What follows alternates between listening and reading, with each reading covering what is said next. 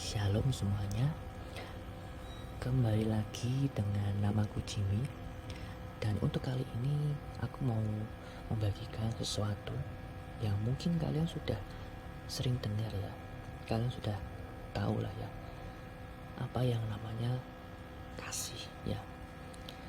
Di dalam ajaran Tuhan Yesus, dan kalian pasti tahu ya, Tuhan Yesus itu sendiri adalah kasih. Nah, kasih itu punya beberapa bentuk ya, beberapa macam. Jadi kasih itu tidak serta-merta cinta ya dalam bahasa sehari-hari. Cinta atau kasih itu nggak cuma sekedar itu. Nah, makanya sebenarnya kata cinta dan kasih itu beda. Nah, orang-orang dunia menganggap cinta itu ya kasih gitu, tapi sebenarnya beda ya, karena kasih itu pada dasarnya itu Tuhan Yesus sendiri.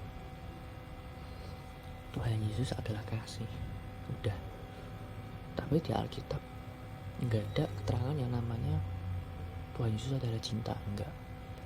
Tuhan Yesus adalah kasih. Nah, karena begini, cinta itu suatu kata yang diciptakan oleh manusia, kata yang diciptakan oleh manusia, sedangkan kasih itu manusia nggak nyiptain, manusia nggak bisa nyiptain. Karena kasih itu sekali lagi itu murni dari Tuhan Yesus sendiri ya. Jadi Tuhan Yesus adalah kasih, kasih adalah Tuhan Yesus. Nah, cuma Tuhan Yesus mengajarkan begini, kasih itu ada 4 macam. Sebenarnya macamnya tuh banyak ya. Kalau kalian yang pernah belajar di ilmu teologi ya, kasih itu sebenarnya banyak macamnya dan banyak bahasanya. Cuman yang paling sederhana dan paling umum itu 4. Ada 4 macam kasih. Nah, kita bahas yang paling tertinggi dulu ya, karena ini berdasarkan tingkatan-tingkatan sebenarnya. Kita bahas yang paling tertinggi dulu, yaitu kasih agape. Nah, kalian sebagai anak-anak Tuhan pasti sering mendengar kasih agape nih, agape. Ini tinggi sekali, kayaknya unreachable, kayaknya nggak terbayangkan gitu ya kan. Karena kasih agape ini ya kan, kasihnya Tuhan Yesus sendiri, kasih yang dimiliki oleh Tuhan Yesus sendiri. Dan kalian pasti tahu satu kisah tentang Yesus dengan muridnya yang bernama Petrus ya kan. Nah,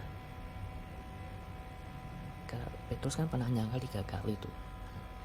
Nah, terus ujung-ujungnya, anti klimaksnya itu ketika Tuhan Yesus bertanya kepada Petrus, apakah engkau mengasihi aku?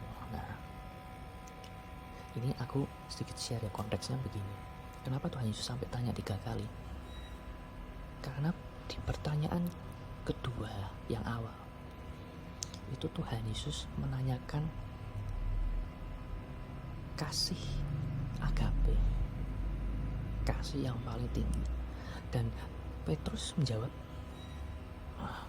intinya tuh nggak mampu tuh, aku nggak bisa mengasihi engkau secara agape gitu. Karena kasih agape itu ya kasihnya Tuhan Yesus sendiri. Manusia itu benar-benar susah untuk mencapai kasih dari agape.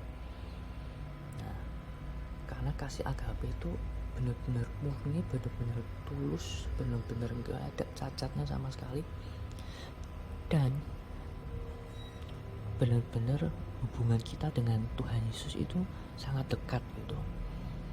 Nggak ada cacatnya sama sekali, nggak ada celahnya untuk iblis masuk tuh nggak ada, dosa masuk tuh nggak ada. Itu kasih agape, benar-benar kudus, benar-benar murni, benar-benar tulus. Nah, selama kita manusia selama masih hidup di dunia ini, untuk mencapai kasih itu hampir mustahil gitu. Tetapi inilah, ada kasih kedua, turun sedikit.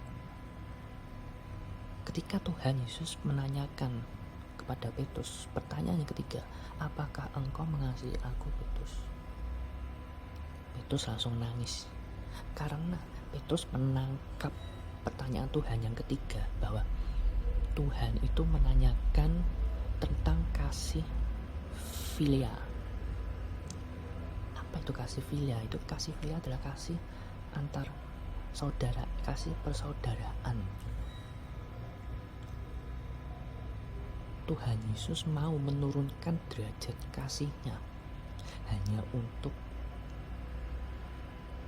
dekat dengan muridnya, yaitu Petrus, dan supaya Petrus juga bisa dekat sama Tuhan, supaya Petrus bisa mengasihi Tuhan secara filia. Karena kalau secara filia itu Petrus pasti bisa, pasti mampu, dan kita semua sebagai anak-anak Tuhan pasti mampu juga kalau kita mengasihi Tuhan secara filia. Dan itu bukan berarti rendah ya, lebih rendah dari agape. Enggak segampang itu. Kasih kita kepada Tuhan yang kita kejar itu agape. Tuhan juga pengen mintanya kasih agape. Tetapi kalau kita benar-benar, ya namanya juga manusia ya, pasti punya kesalahan, pasti punya dosa, dan ya pastinya harus bertobat ya kan. Kalau sudah bertobat, nah ya memang kasih filia itu yang paling masuk akal buat manusia, kasih persaudaraan, antar persaudaraan. Nah tapi tetap tujuan kita itu benar-benar mencapai kasih agape, kasih yang tulus murni dari Tuhan Yesus sendiri gitu. Tuhan berikan kepada kita dan kita harus kembalikan kepada Tuhan gitu. Nah lalu yang ketiga adalah kasih storge. Kasih storge ini lebih kepada keluarga inti. Orang tua mengasihi anak-anaknya, anak-anaknya mengasihi orang tuanya. Seorang anak mengasihi saudaranya, kakak mengasihi adiknya, adik mengasihi kakaknya. Itu benar-benar terjadi dalam keluarga inti gitu. Kalau ini menurutku ya, kalau mengasihi misalkan mertua gitu ya, itu menurutku masih filia sih, kasih persaudaraan filia, kasih filia. Karena storge ini benar-benar kasih yang kita benar-benar percaya terhadap keluarga inti kita sendiri, kita benar-benar juga saling punya hubungan ikatan darah gitu.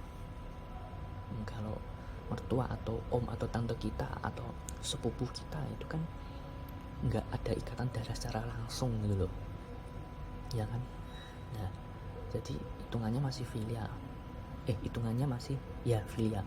Nah kalau storge itu benar-benar keluarga inti, anak kandung, kakak kandung, adik kandung, orang tua kandung. Nah itu kandungnya itu storge.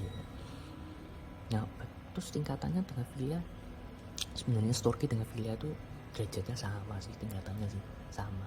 Kita secara manusia pasti bisa lah melakukan kasih storge gitu. Kita mengasihi orang tua kita, kita mengasihi kakak adik kita, orang tua mengasihi kita, itu manusia pasti mampu. Nah lalu ada yang kasih keempat. Nah ini yang dari katanya ini membias menjadi kata cinta. Nah ini tingkatannya berada di bawah filia dan storge, yaitu